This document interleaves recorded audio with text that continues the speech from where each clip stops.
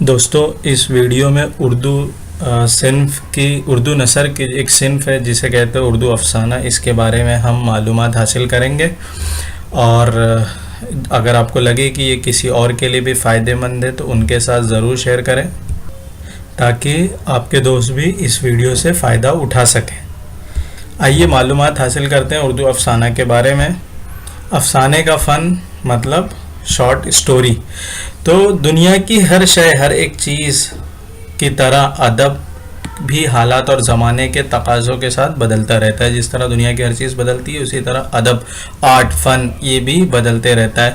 تو زمانے کی کروٹوں کے ساتھ فکشن نے بھی کئی روپ بدلے، قصے کہانی والی چیزیں نے بھی کئی روپ بدلے۔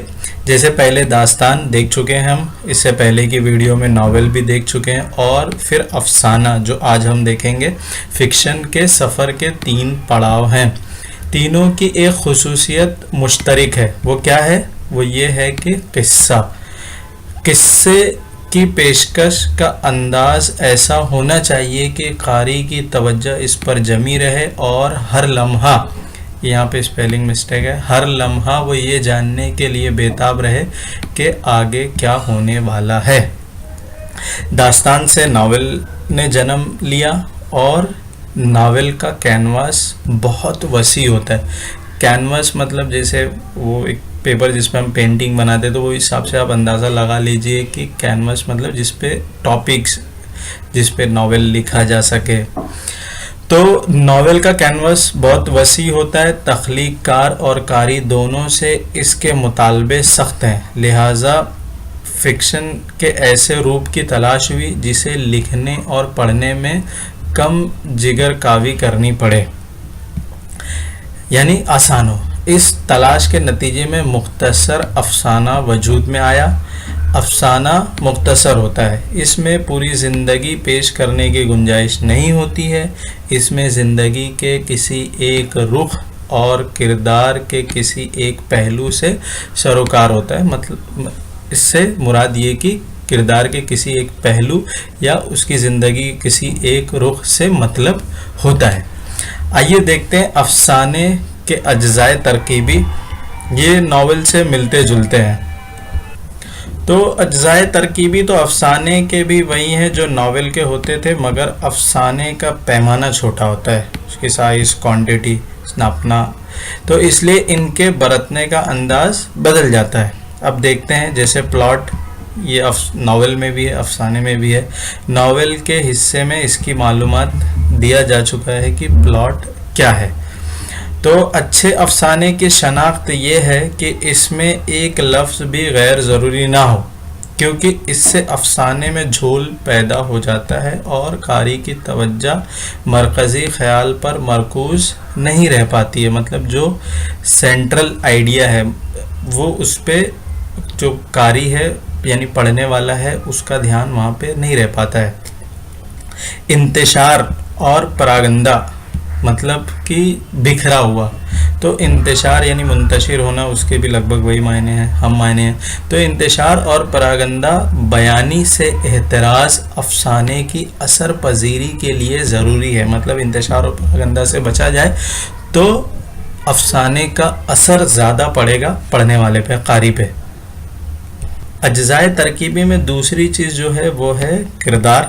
تو ناول کے مقابلے میں افسانے کا پیمانہ مختصر ہوتا ہے، چھوٹا ہوتا ہے، تو ایسا ہونے کے سبب افسانہ نگاری کی دشواریاں زیادہ ہوتی ہیں۔ ناول نگار کو مختلف زاویوں سے کردار پر روشنی ڈالنے اور اجاگر کرنے کا موقع ملتا ہے، جبکہ افسانہ نگار کردار کا کوئی ایک پہلو ہی کامیابی کے ساتھ پیش کر سکتا ہے۔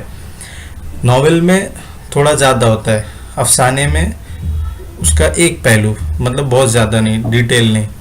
تو افسانہ نگار کو بڑی محنت کر کے کردار کو اس طرح تراشنا پڑتا ہے کہ وہ قاری کے دل میں گھر کر سکے، مطلب اس کے دل میں جگہ بنا سکے وہ کردار۔ ناول کے مقابلے افسانے میں کردار کی ارتقاء دکھانے کی گنجائش کم ہوتی ہے۔ پریم چند کے افسانے ریور کا ڈبہ، نمک کا دروگا اور منٹو کا، یہ بھی افسانہ نگار ہے، ان کا نیا قانون اور بابو گوپی ناتھ اس کی اچھی مثالیں ہیں۔ تیسرا جو اجزائے ترکیبی ہے وہ ہے نقطۂ نظر۔ ایک اچھا فنکار اپنا نقطۂ نظر کسی پر یعنی قاری پر تھوپتا نہیں ہے، اس کی کوشش یہ ہوتی ہے کہ وہ کھل کر کچھ نہ کہے بلکہ اپنی تخلیق کو اس طرح پیش کرے کہ فنکار کے دل کی بات آپ سے آپ قاری کے دل میں آ جائے۔ مثلاً منٹو نے ہندو مسلم فسادات سے متعلق افسانے سیاہ حاشیے، یہ ان کا افسانہ ہے سیاہ حاشیے، اس طرح پیش کیے کہ قاری کو فرقہ پرستی سے نفرت ہو جاتی ہے۔ پریم چند کے نمک کا دروگہ پڑھ کر ہمارے دل میں دیانت داری اور اصول پرستی کی قدریں بڑھ جاتی ہیں۔ اجزائے ترکیبی میں جو اگلی چیز ہے وہ ہے ماحول اور فضا۔ مختصر افسانے میں اس کی بڑی اہمیت ہے۔ فضا آفرینی یعنی اچھی کامیاب افسانے نگاری کے لیے بہت ضروری ہے، اس سے کہانی کی تاثیر میں اضافہ ہوتا ہے۔ کرشن چندر نے اس تکنیک سے بہت کام لیا۔ اپنے افسانوں میں اس سے مراد ماحول کی ایسی تصویر کھینچی جائے کہ قاری کے دل پر اس کی کیفیت طاری ہو جائے۔ مثلاً افسانے کا موضوع غریبی ہے تو غربت اور غریبی کے رہن سہن کی ایسی تصویر کشی کی جائے کہ قاری کو غریبوں سے ہمدردی ہو جائے۔ اس پر خاص توجہ کرنے والے افسانہ نگاروں نے زیادہ کامیاب افسانے پیش کیے ہیں۔ مطلب کہ اگر کوئی بات بتائی جا رہی ہے جو ٹاپک ہو افسانے کا، اس کا پس منظر دکھایا جائے الفاظوں میں، وہ اس طرح ہو کہ وہ فضا جو پڑھنے والا ہے قاری اس کے دل میں وہ ایک دم اتر جائے۔ اگلا جو اجزائے ترکیبی ہے وہ ہے اسلوب مطلب کہہ سکتے ہیں کہ اسٹائل، طریقہ۔ تو مختصر افسانے کا فن غزل کے فن سے بہت ملتا جلتا ہے۔ غزل ہم نے جو پوئٹری پارٹ ہے اس میں ہم نے دیکھا تھا، تو غزل کے فن سے بہت ملتا جلتا ہے۔ جیسے غزل میں غیر ضروری الفاظ unwanted words نہیں استعمال کر سکتے ہیں، اسی طرح افسانے میں بھی بے معروف یعنی بے معنی ایک لفظ کی بھی گنجائش نہیں ہے۔ یہ کفایت لفظی کا فن ہے۔ کس چیز کے بارے میں کہہ رہے ہیں؟ افسانہ جو ہے وہ کفایت لفظی کا فن ہے۔ مطلب یہ ہے کہ ہر غیر ضروری لفظ اور غیر ضروری فقرے یعنی سینٹنس کو قلم زد کر دیا جانا چاہیے، نکال دیا جانا چاہیے اور اس کو اوائڈ کرنا چاہیے۔ اب کیسے پتہ چلے گا کہ کون سا لفظ اور کون سا سینٹنس غیر ضروری ہے؟ وہ اس سے پتہ چلے گا کہ جو لفظ یا فقرہ افسانے کے آگے بڑھنے میں مددگار نہ ہو وہ غیر ضروری ہے۔ افسانے کا اسلوب موضوع کے مطابق ہونا چاہیے۔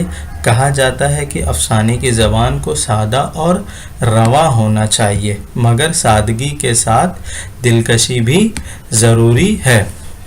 تو دوستو اس ویڈیو میں اتنا ہی۔ آگے کے جو ٹاپک ہے، آگے کی جو باتیں ہیں وہ میں نیکسٹ ویڈیو میں آپ لوگوں کے ساتھ شیئر کروں گا۔